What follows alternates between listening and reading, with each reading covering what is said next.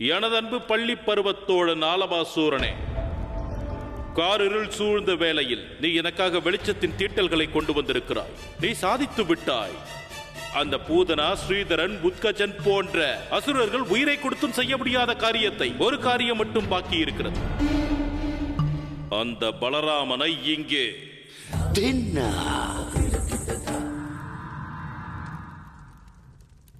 ஏய் தோழனே, மனம் கலங்க வேண்டாம்.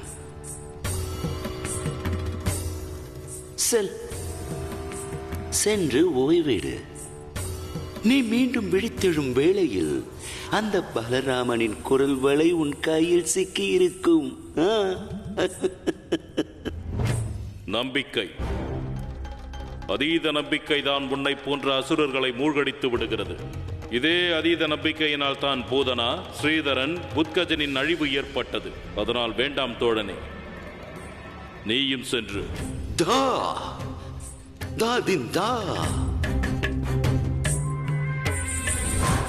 கம்சா, உனக்கு என் மீது நம்பிக்கை இல்லை என்றால் நான் சென்று விடுகிறேன். ஆனால் உனக்கு என்னை சந்திக்க தோன்றும் போது தயங்க வேண்டாம். முதலில் உனது பிள்ளை பருவ தோழனை நீ மறந்திருந்தாய் அல்லவா? அது போன்று மறந்து விடாதே. தீனக்கு தா.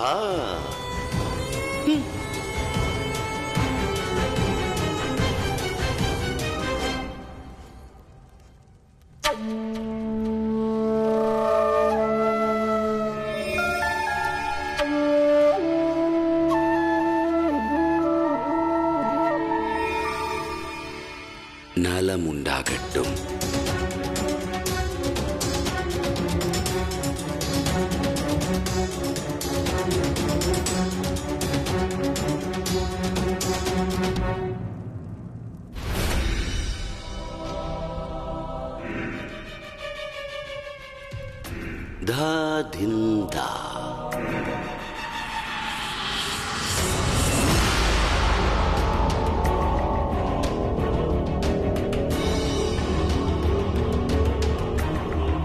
தாதிந்தா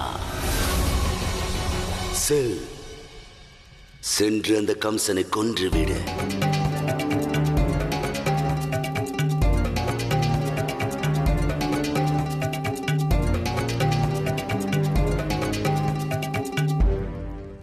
அக்கிரமக்காரா மகா பாவி கம்சா, இன்று நான் உன்னை கொல்லாமல் விடமாட்டேன்.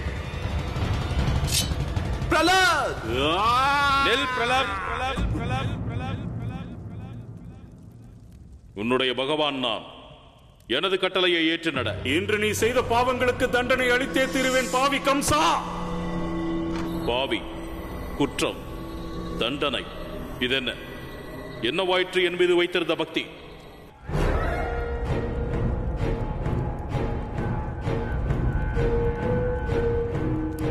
தோழனின் வேலையா இது?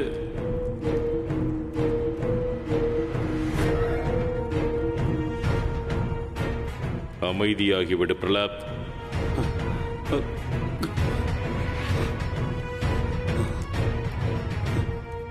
நான் புரிந்து கொண்டேன். உன்னால் மட்டும்தான் அந்த பலம் வாய்ந்த பலராமனை இந்த மதுராவுக்கு அழைத்து வர முடியும். ஆனால் நினைவிருக்கட்டும், எனது மருமகனுக்கு அதிக சிரமத்தை ஏற்படுத்தி விடாதே.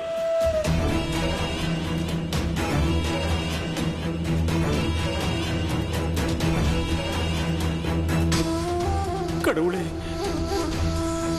கடவுளே. என்ன கடவுளே கடவுளே? யாரை பார்த்தாலும் வசியம் அடைந்து விடுகிறாய். செல்லுங்கிறது. செல்லும் போது உனது வாளை சாணூரிடம் கொடுத்து விடு. செல். ஆகட்டும் கடவுளே. யார் மீதும் நம்பிக்கை வைக்க முடியவில்லை.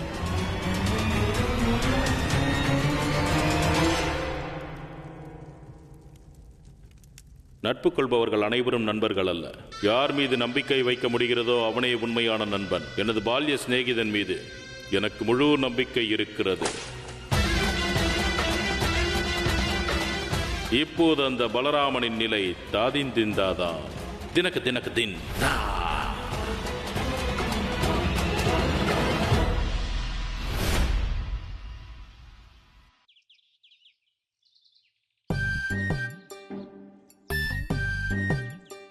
கண்ணா, வாழ்வில் இரண்டே ஆனந்தங்கள் தான் இருக்கின்றன. ஒன்று பாலாடை சாப்பிடுவது, மற்றொன்று பயிற்சி செய்வது. கண்ணா, இந்த பாலாடை பலகாரம் சாப்பிடும் பொழுது அதே ஆனந்தம் ஏற்படுகிறது. அந்த சலங்கைக்கு தண்டனை கொடுக்கும் போது ஏற்பட்ட ஆனந்தம். பலராமண்ணா, அம்மா சொல்லுவாள், அளவுக்கு மீறினால் அமிர்தமும் நஞ்சு. அது புகழ்ச்சியாகவும் இருக்கலாம், நீங்கள் பலகாரம் சாப்பிடுவதாகவும் இருக்கலாம். என்ன புகழ்ச்சியா? ஆனால் கண்ணா, பலகாரத்துக்கு இடையே புகழ்ச்சி எங்கிருந்து வந்தது? பலராமண்ணா, தாமை யாராவது புகழ்ந்து விட்டால் தாங்கள் மதிமயங்கி போகிறீர்கள். அதே சமயத்தில் உங்கள் ரகசியத்தையும் உளறி விடுகிறீர்கள். அதனால் தான் அம்மா சொல்லுவாள், நாம் புகழ்ச்சியை கேட்டு உற்சாகம் கொள்ளக்கூடாது என்பார்கள்.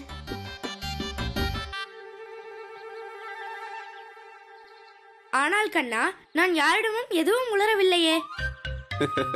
யாரிடம் என்ன உளறல்? எதை பற்றி பேசுகிறாய் நீ? தாமு மாமா, கயிற்றை சுத்தி விட்டீர்கள், ஆனால் மாடுகளுக்கு இன்னும் தீனி வைக்கவில்லையே. கிளம்புங்கள் கிளம்புங்கள் தாமு மாமா அவர்களே, இல்லை என்றால் மாடுகள் பால் கொடுப்பதை மறந்துவிட போகிறது. செல்லுங்கள். நீ சொல்வது சரிதான், நான் இப்பொழுதே போகிறேன்.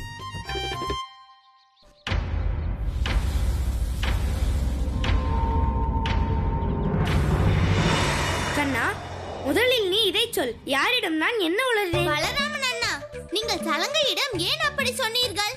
அந்த அசுரன் உட்கஜனை தமது கட்டையால் அடித்துக் கொண்டேன் என்று. கண்ணா, ஆனால் உண்மை அதுதானே கண்ணா. அந்த உட்கஜனை எனது கட்டையால் தானே அடித்துக் கொன்றேன். அது உண்மை என்ற போது அதை சொல்லுவதில் என்ன பிரச்சனை?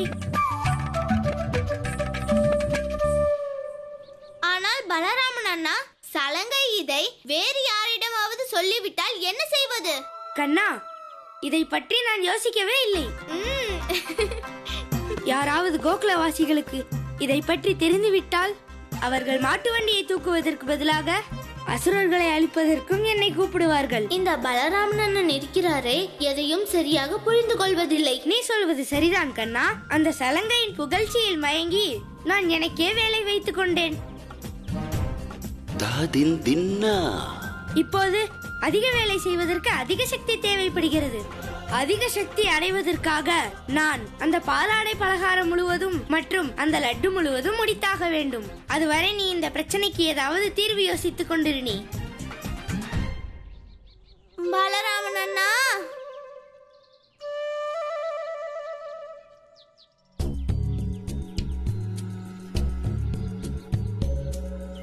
பலராமன் அண்ணா, தாங்கள் புரிந்து கொள்ளவில்லை. பிரச்சனை மக்களால் வராது, கம்சனால் தான் ஏற்படும். ஒருவேளை கம்சனுக்கு தங்கள் சக்தியை பற்றி தெரிந்துவிட்டால் அது தங்கள் உயிருக்கே ஆபத்தாக மாறிவிடும். தாதின் தின்னா. கண்ணா, ஆபத்து தான் நெருங்கிவிட்டதே. இப்பொழுது நான் உன் வீட்டுக்குள் நுழைய வேண்டும், அவ்வளவுதான். உனது வீட்டிற்குள் நான் நுழைய முடியாத வரையில் அது சாத்தியமில்லை. பலராமனை மதுராவிற்கு அழைத்து செல்வது சாத்தியமில்லாமல் போய்விடுமே. தினத்தா இந்த அப்பாவி நந்தரின் வீட்டிற்குள் நுழைவதற்காக நான் செய்ய வேண்டியதெல்லாம் என் வேதனையை விற்க வேண்டும். அதாவது அனைவருக்கும் எனது சோகம் நிறைந்த கதையை சொல்ல வேண்டும். தா தின் தின்னா தினா தினா தா. நான் அறிவேன் கந்தர்வராஜனே, நான் இந்த உலகத்தில் மிகப்பெரிய குற்றத்தை புரிந்திருக்கிறேன். ஆனால் எனக்கு அப்பொழுது அந்த அளவுக்கு துணிவில்லை. நான் இன்று எல்லாவற்றையும் துறந்து உங்களிடம் வந்திருக்கிறேன். தந்தையின் வீட்டை, கணவர் மீது உள்ள பயத்தை, வாழ்க்கையின் அனைத்து இன்பங்களையும், எல்லாவற்றையும். ஏ கந்தர்வராஜனே, என்னை நீங்கள் மன்னித்து விடுங்கள், மன்னித்து விடுங்கள். என்னை போன்ற ஒரு அபலையின் காதலை ஏற்றுக்கொள்ளுங்கள். இல்லை என்றால் மரணத்தை தவிர வேற எந்த வழியும் எனக்கு தெரியவில்லை.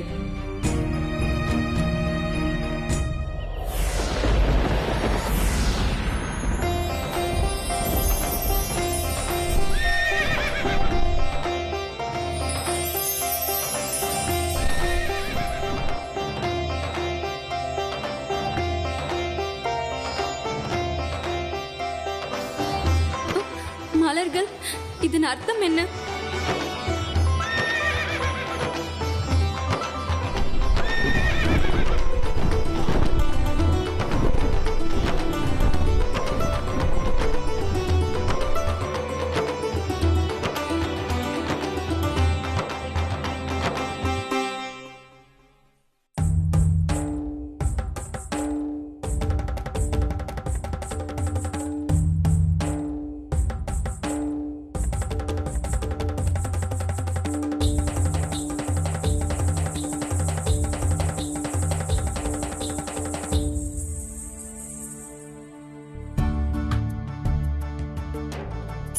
சோகம் என் வாழ்க்கையை எழுதுகிறேன். சோகம் சோகம் என் வாழ்க்கையை எழுதுகிறேன். ஒரு சிறிய சிறுவனுக்கு வாழ்க்கையில் எத்தனை சோதனைகள். சோகம் சோகம் என் வாழ்க்கையை எழுதுகிறேன். சோகம் சோகம் என் வாழ்க்கையை எழுதுகிறேன்.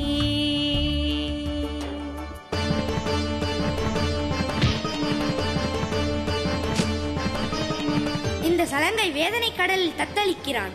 நான் வீணாக இவனுக்கு தண்டனை கொடுத்து விட்டேனே.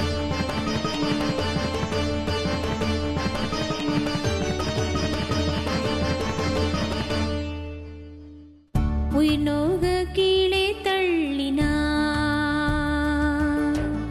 எங்கள் தாயே வேண்டாம் கோபம். வாசுதேவர் பிரம்பால் தாக்கினா எங்கள் அப்பா வேண்டாம் கோபம். வாழ்க்கையில் செல்லும் வழியில் எல்லாம் அட, என் அண்ணன் கண்களில் கண்ணீரா? அப்படி என்றால் சலங்கை பலராமன் அண்ணனை சோக கீதத்தை இசைத்து வெற்றி கொண்டு விட்டான். தம் சிந்தினே ஆறுதல் தேடி அயோத்தி மண்ணில் ஜீவனம் நோக கலைத்தே விழுந்தே. மனதை தேற்ற மக்களின் முன்னே மண்டியிட்டு துயரை சொன்னே. நான் நம்பியவர்க்கு நல்லவனே, சத்ருகளுக்கு தீயவனே. பசியும் வயிற்றை கிள்ளியது, வாயும் வறண்டு போனது. சோகம் சோகம் என் வாழ்க்கையை எழுதுகிறேன்.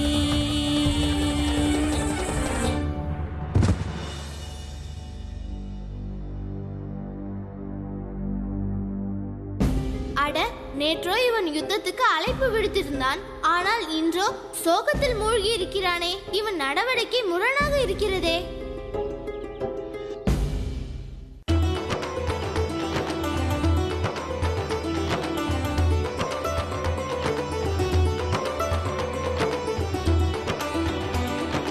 கந்தர்வராஜனே, தாம் என்னை போன்ற ஒரு அபலை பெண்ணின் காதலை ஏற்றுக்கொண்டீர்கள். பிராப்தி, நான் இந்த ஒரு கணத்துக்காக தான் வருடக்கணக்கில் காத்திருந்தேன். எனக்கு மிகுந்த மகிழ்ச்சி. நீ என் காதல் மீது நம்பிக்கை கொண்டதில், நீ என்னை ஏற்றுக்கொண்டதில்.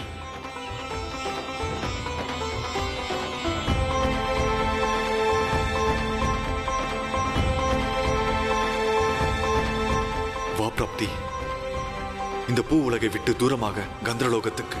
அங்கு நமது காதலையும் யாரும் தடுக்க மாட்டார்கள். வா பிராப்தி.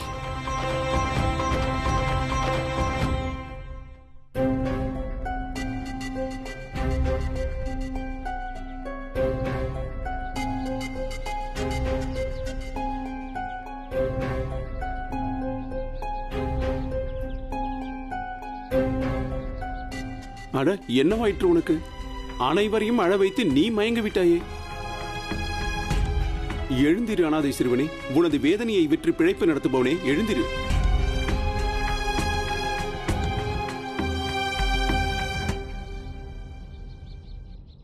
என்னை மன்னித்து விடுங்கள். என் சோகத்தை பாடி பாடி நானே மூச்சடைந்து விழுந்து விட்டேன். ஆனால் என்னால் என்ன செய்ய முடியும்? இந்த உலகம் எனக்கு அளித்ததை சோக கீதமாக பாடுகிறேன். பலராமண்ணா, என்னவாயிற்று? பலராமண்ணா, தவறு செய்து விட்டேன் கண்ணா, மிகப்பெரிய தவறு. கருணை காட்டிருக்க வேண்டிய அவனின் இடத்தில் எனது இந்த கொடிய கைகளால் தண்டனை கொடுத்து விட்டேன். என் சோக கீதத்தால் உங்கள் இதயம் நெகிழ்ந்திருந்தால், எனது வேதனை உங்களுக்கு பயன்பட்டிருந்தால், எனது இந்த தாதிந்தின்னா நடனத்தால் மகிழ்ந்திருந்தால், எனக்கு உணவளிங்கள், அது போதும். அதுதான் எனது துக்கத்திற்கான விலை. ஆம், உனது வேதனையை கேட்டு நான் அனைத்தையும் மறந்துவிட்டேன். ஆனால் இப்பொழுதே உனக்கு உணவளிக்க ஏற்பாடு செய்கிறேன். வாருங்கள்.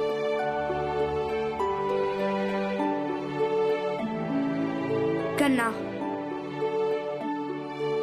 தனது துக்கத்தை பாடி பிழைப்பு நடத்துபவனை நான் அடித்து துன்புறுத்தி குற்றவாளியாகிவிட்டேன். நான் எனது குற்றத்திற்கு பரிகாரம் செய்ய வேண்டும் கண்ணா. அதற்கு ஒரு வழிதான் இருக்கிறது. நாம் இந்த சலங்கைக்கு நமது வீட்டில் அடைக்கலம் கொடுத்தாக வேண்டும். தாம் சொல்வது சரிதான் பலராமண்ணா. ஆனால் ஒருவேளை இந்த சலங்கை நாம் வீட்டில் தங்கவில்லை என்றால் அவனை பற்றிய உண்மை நான் எப்படி அறிந்து கொள்ள முடியும்? இவனை பற்றி தெரிந்து கொள்ள வேண்டும் என்றால் எங்கள் வீட்டில் இவன் இருக்க வேண்டும். அப்பா, இவனை பாருங்களேன் அப்பா. ஒரு தன்னந்தனி அனாதை சிறுவன். ஆனால் அசுரர்களால் நிறைந்தது இந்த உலகம். ஒருவேளை இந்த சலங்கை வெளியே போன பிறகு அவனுக்கு ஏதாவது நேர்ந்து விட்டாலோ? நீ என்ன சொல்ல விரும்புகிறாய் கண்ணா? சலங்கை நம்முடனே இருக்கட்டுமே அப்பா. இப்படி இவன் வீடு வீடாக சென்று சோக கீதத்தை இசைக்க வேண்டிய அவசியம் இல்லை. சலங்கை, கண்ணன் சொல்வது சரிதான். நீ எங்களுடையே இருக்கலாம். இல்லை இல்லை நந்தகோபரே, எப்படி இது நாள் வரை என் வாழ்க்கையை, என் வேதனையை பாடி கழித்தேனோ அப்படியே என் வாழ்க்கை முழுவதும் பாடியே கழித்து விடுகிறேன். சலங்கை, மனிதன் தன் துக்கத்தை எல்லோரிடமும் சொல்லக்கூடாது. ஏனென்றால் இந்த உலகம் மற்றவர்களின் துக்கத்தை புரிந்து கொள்ளாது. அவனை பார்த்து பரிகாசிக்கத்தான் செய்யும். இல்லையா அப்பா? கண்ணன் சொல்வது சரிதான். நீ தன்மானத்துடன் கூடிய வேலையை செய்து உன் நாட்களை கழிக்க விரும்பினால் நீ இங்கு கூட வேலையை செய்யலாம். அதனால் நீ தங்குவதில் எந்த கூச்சமும் ஏற்படாது. இல்லை நந்தகோபரே, இனிமேல் என் சோக கீதத்தை இசைக்க மாட்டேன். இப்பொழுது என் நந்தகோபரின் கருணை உள்ளத்தை பற்றி பாடுவேன். தாமோதரன் நீ செய்யும் வேலையை பற்றி கூறுவார். கண்ணா, இவனை உள்ளே அழைத்துக் கொண்டு வா. நான் செய்ய வேண்டிய பணியை பற்றி எனக்கு நன்றாகவே தெரியும்.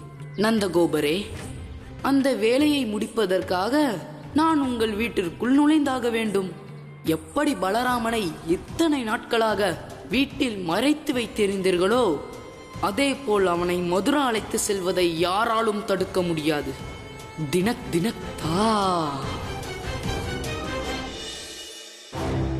சலங்கை, உனது சோக கதையில் எனக்கு சோகம் குறைவாகவும் கதை அதிகமாகவும் தோன்றுகிறது. இப்பொழுது நான் அதை தெரிந்து கொள்ளதான் வேண்டும். உனது உண்மையான கதை என்னவென்று. நான் எனது வாழ்வில் யாரையும் எனது நண்பர்களாக ஏற்றுக்கொண்டதில்லை. ஆனால் நான் உனது வலிமிகுந்த கதையை கேட்டு உன்னை என் நண்பனாக ஏற்றுக்கொள்ள தீர்மானித்து விட்டேன். இப்பொழுது நீ என்னுடன் என் அறையிலே தங்கலாம். வா என்னுடன்.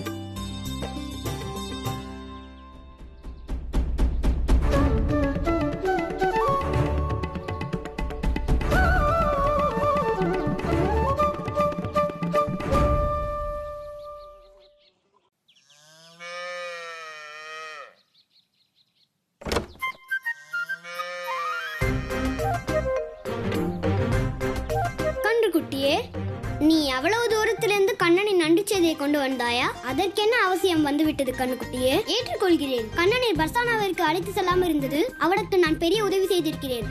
ஏனென்றால் நான் ராதா. எனது அப்பாவிடம் 1,00,000 பசுக்கள் இருக்கின்றன. நான் எப்பொழுதும் இப்படிதான் யாருக்காவது உதவி செய்து கொண்டே இருப்பேன். கோபிகையே, இடையனே, இங்கேயா?